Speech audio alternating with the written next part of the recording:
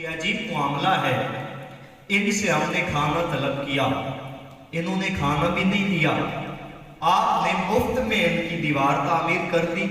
ان شئتا لاتخذتا علیہ اجرا، اگر آپ چاہتے تو اس کی مزدوری ہی لے لیتے جس سے کھانا خرید کے ہم کھا لیتے۔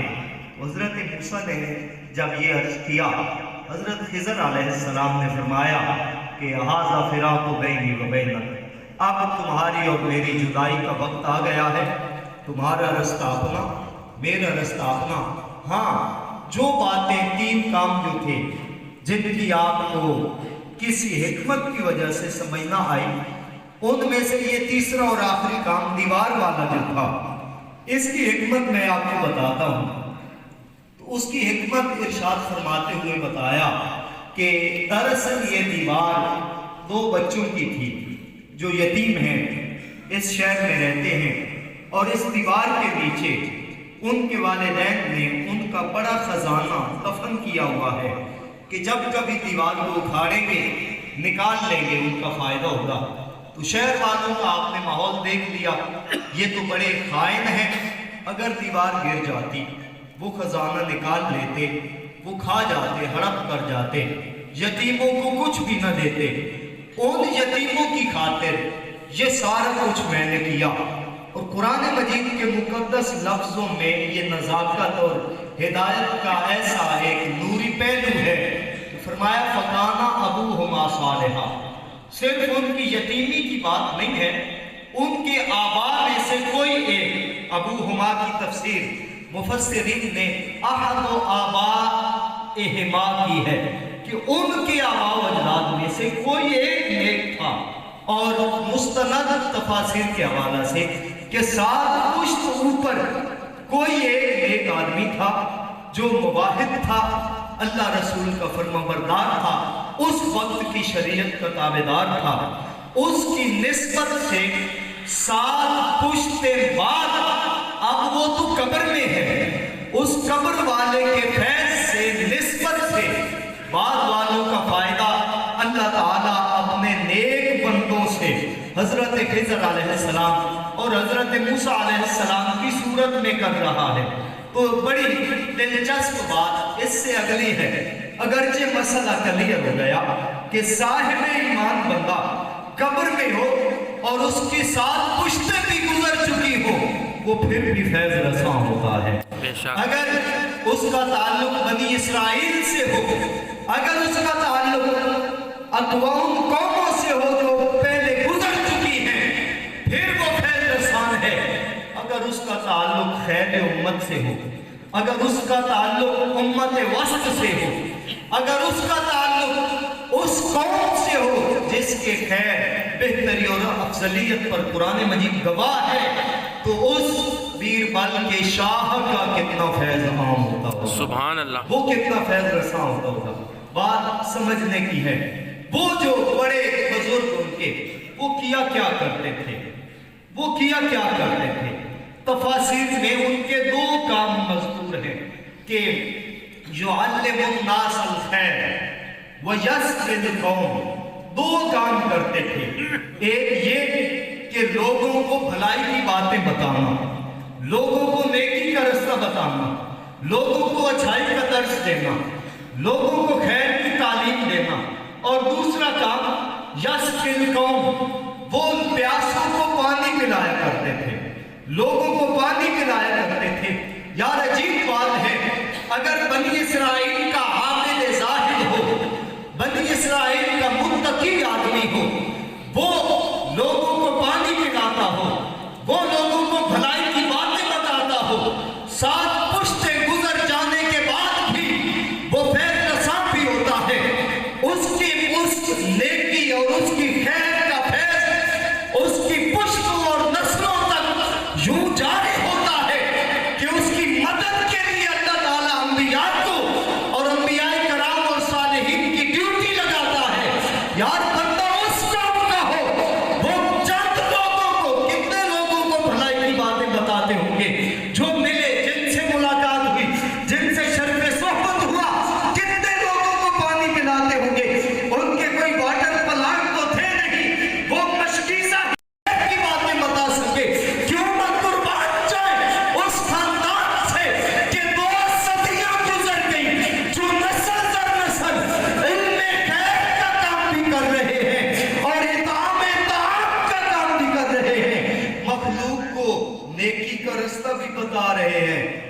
प्यासों को खाना भी खिला रहे हैं, जिनके आबा व अजदाद का ये काम था, जिनके अब्बा जी का ये काम था, जिनके बरादर मुहतरम ने इल्मे खैर की भी फैक्ट्री लगा रखी है और इताम की मखलूक खुदा की खिदमत के भी कई पहलुओं से चश्मे जारी कर रखे हैं, उन माई साहिबा को कब्र में सोहबत का कितना फायदा होता होगा। सुभान अल्लाह। याराने तरीकत जो बंदा मोमिन कब्र में है, ये बिल्कुल जनरल बात है, उसके कब्र शरीफ में होने से ज़ायरीन को, लवाहिकीन को, मुतवस्सिलीन को, मुतअल्लिकीन को बेशुमार फवाइद हासिल होते हैं। मुस्लिम शरीफ की हदीस पाक में जो इक्तिबास है, बुखारी शरीफ की हदीस पाक का जो इक्तिबास है कि इन्नी कद नहीतुकुम अन ज़ियारतिल कुबूर फज़ूरूहा फ़इन्नहा तुज़क्किरुल अमवात, और एक रिवायत के लफ्ज़ है फ़इन्नहा तुज़क्किरुकुम मौताकुम फ़इन्नहा तुज़क्किरुकुमुल आखिरा फ़इन्नहा तुज़ाहिदु अनिद दुनिया फ़इन्नहा तुज़ाहिदु अनिद दुनिया तरिकुल कुलूबा फ़इन्नहा तदमउल हुजूमा फ़इन्नहा सबबुन बेखशियतिल्लाह। इन अल्फाज पे गौर फरमाएं। फरमाया कब्रों की ज़ियारत किया करो, साहिब ईमान की कब्रों पे जाया करो। कब्रों के पास, कब्र वालों के पास जाने का फायदा पहला ये है तुम्हें अपनी कब्र याद आएगी, दूसरा ये है तुम्हें आखिरत याद आएगी, तीसरा फायदा तुम्हें अपनी मौत याद रहेगी, चौथा फायदा तुम्हें दुनिया से बेरगबती होगी, पांचवा फायदा तुम्हारे दिल नर्म होंगे, तुम्हारी आंखें अल्लाह के खौफ से बहेंगी, आंसू आएंगे। इनमें से एक एक चीज मतलूब शरई है, जिस काम से मतलूब शरई हासिल होता है वो काम ऐन इस्लाम है, ऐन दीन है और नफा और फायदा वाला काम होता है। इससे बड़ा फायदा कब्र वाले और हमें क्या देंगे कि हमें न कब्र भूलती है, न मौत भूलती है, न अल्लाह की याद भूलती है, न आखिरत भूलती है। जब तक ये याद रहे इंसान गुनाहों से, बदअमली से बचा रहता है। आखिरी हदीस पाक में अर्ज करके बात मुकम्मल करूं। फरमाया मन ज़ारा कब्र अबवैहि औ अहदिहिमा फी कुल्लि जुमुअतिन गुफिर लहू मा तक़द्दम व कुतिबा बर्रन।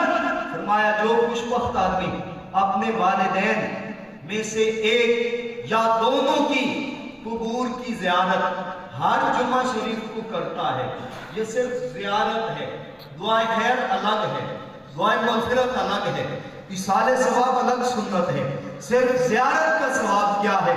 गुफ़िर लहू मा तक़द्दम, उसके पहले वाले गुनाह बख्श दिए जाते हैं। वकुतिबा बर्रन, और उसका नाम अबरार में लिखा जाता है, अबरार में लिखा जाता है। अबरार कौन है? इन्नल अबरारा लफी नाइम, अबरार के लिए जन्नत का सबसे बड़ी नेमतों वाला मुलाक है।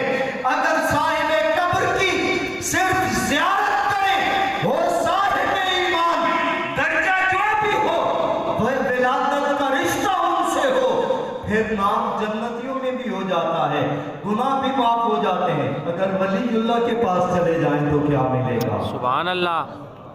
नफा बेअसहाबिल कुबूर में एक बड़ी रोशन बात है, क्योंकि मिराज शरीफ का भी महीना है, तो हमारे ऊपर पांच नमाजें नहीं, फिर 25, फिर 20, फिर 15, फिर 10, फिर 5 पे आके बात खत्म हुई, बात मुकम्मल हुई।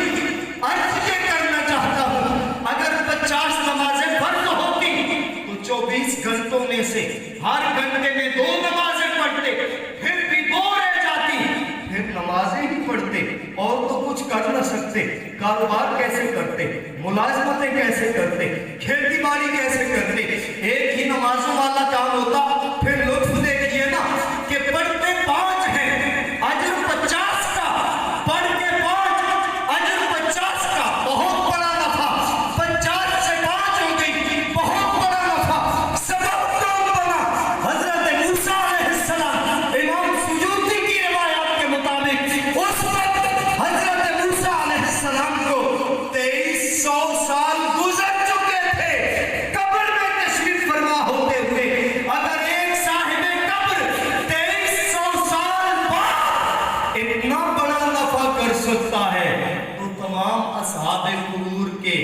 افضلیت میں سرکار سید الانبیاء صلی اللہ علیہ وسلم کتنا نفع کر سکتے ہیں.